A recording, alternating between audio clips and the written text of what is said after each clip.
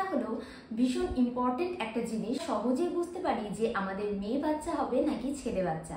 পেটের কোন দিকে নড়াচড়া করলে মেয়ে বাচ্চা হয় আর কোন দিকে বেশি নড়াচড়া করলে ছেলে বাচ্চা হয়। প্রথম থেকেই আমার বাড়ির সকলে আমার জানতে চাইতো আমার থেকে যে তোর কোন দিকে বেবি কি করছে, ডান দিকে নাকি বাঁ দিকে। যখন থার্ড ট্রাইমেস্টার পুরো ভরা মাস যেটাকে বলে হয়ে এলো, তখন আমি বুঝতে পারলাম যে আমার বেবি, আমার মেয়ে হওয়াতে আমার শারীরিক কিরম কিরম লক্ষণ ছিল।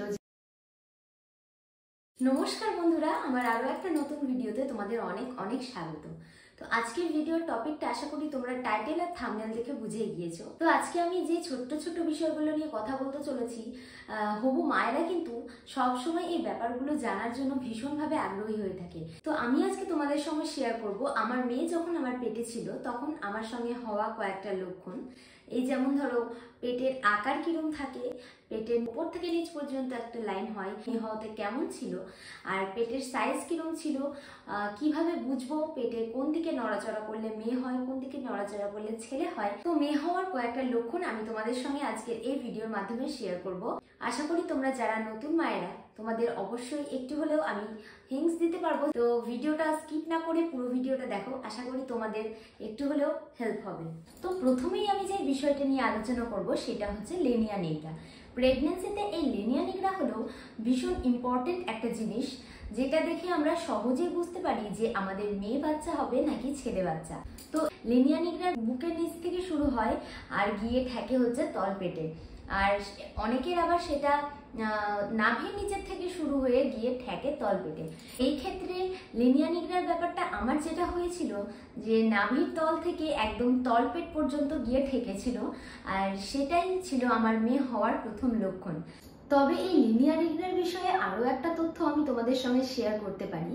এটা হচ্ছে এই যে বুকের তল থেকে নাভির তল পর্যন্ত, মানে একদম তলপেটে গিয়ে যে দাগটা ঠেকে, সেটা কিন্তু শুধুই মোটা আর কালো হবে সেটাই না, এছাড়াও কিন্তু এটার আরো একটা লক্ষণ আছে।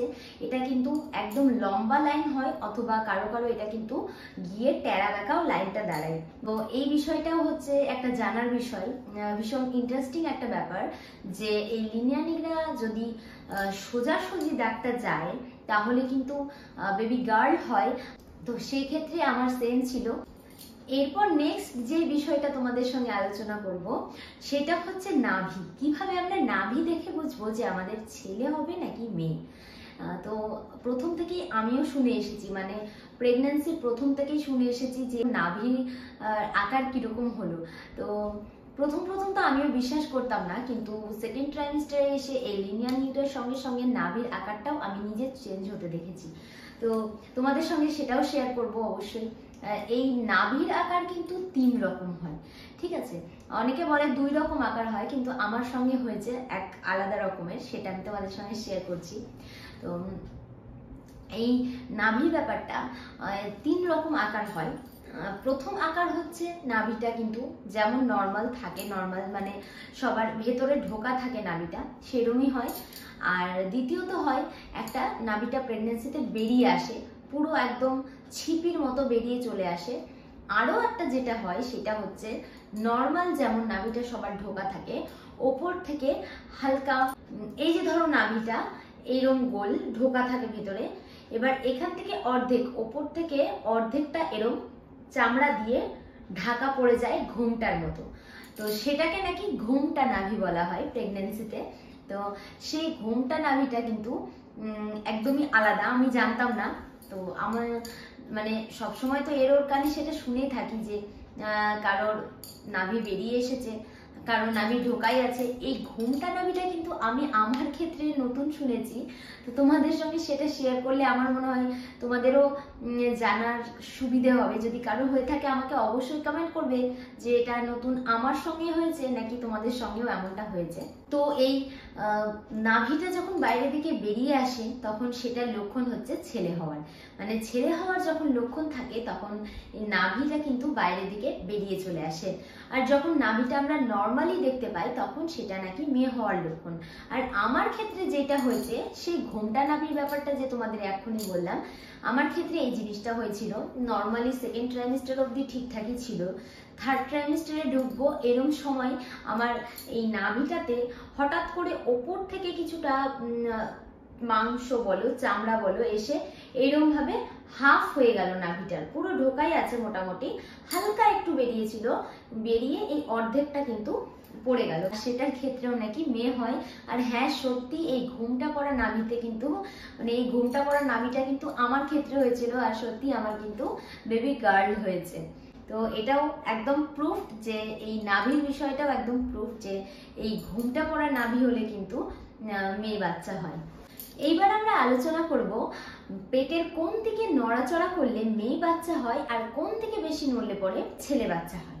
তো এটাও ভীষণ ইন্টারেস্টিং একটা ব্যাপার। আমার ক্ষেত্রে প্রথম থেকেই আমার বাড়ির সকলে আমার জানতে চাইতো আমার থেকে যে তোর কোন দিকে বেবি কিক করছে, ডান দিকে নাকি বাঁ দিকে। তো প্রথম সত্যি বলতে যেহেতু আমি নতুন মা ছিলাম, সত্যি বলতে আমি বুঝতে পারিনি যে কোন দিকটায় বেশি নড়ছে। কিন্তু যখন থার্ড ট্রাইমেস্টার পুরো ভরা মাস যেটাকে বলে হয়ে এলো, তখন আমি বুঝতে পারলাম যে আমার বেবি বাঁ দিকে বেশি কিক করছে, বেশি নড়াচড়া করছে, ডান দিকে সেভাবে একটা নড়াচড়া করে না।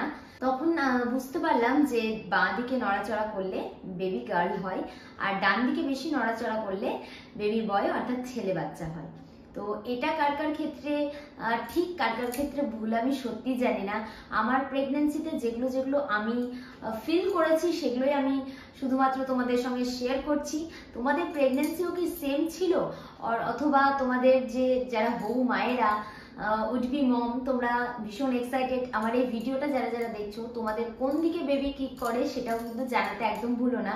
আর আমার ভিডিওটা দেখে এটাও মনে রেখো যে বাঁ দিকে নড়লে বেবি গার্ল হয়, এটা তোমাদের সঙ্গে মিলছে নাকি। তো এই ছিল আমার আজকের বেবি গার্ল হওয়ার লক্ষণগুলো, মানে আমার পেটের সমস্ত লক্ষণগুলো। এছাড়াও আমার মেয়ে হওয়াতে আমার শারীরিক কিরম কিরম লক্ষণ ছিল, যেমন আমার বমি হওয়া, এছাড়াও আমার পেটের সিমটম, এছাড়াও আবার শারীরিক সিমটম, মানসিক সিমটম, এই সমস্ত কেমন কি ছিল সমস্ত কিছু কিন্তু আমি নিয়ে একটা আলাদা ভিডিও করেছি। সেটা অবশ্যই তোমাদেরকে ডিসক্রিপশন বক্সে শেয়ার করে দিলাম, আমি লিংক দিয়ে দিলাম, অবশ্যই কিন্তু তোমরা দেখে নিতে পারো আমার বেবি গার্ল হওয়াতে আমার শারীরিক কি কি সিমটমস ছিল, এছাড়াও মেয়ে হওয়াতে আমার নানান রকম লক্ষণ। এছাড়াও তোমাদের প্রেগনেন্সি কেমন ছিল অথবা তোমাদের প্রেগনেন্সিটা কেমন কাটছে আমাকে জানাতে একদম ভুলো না।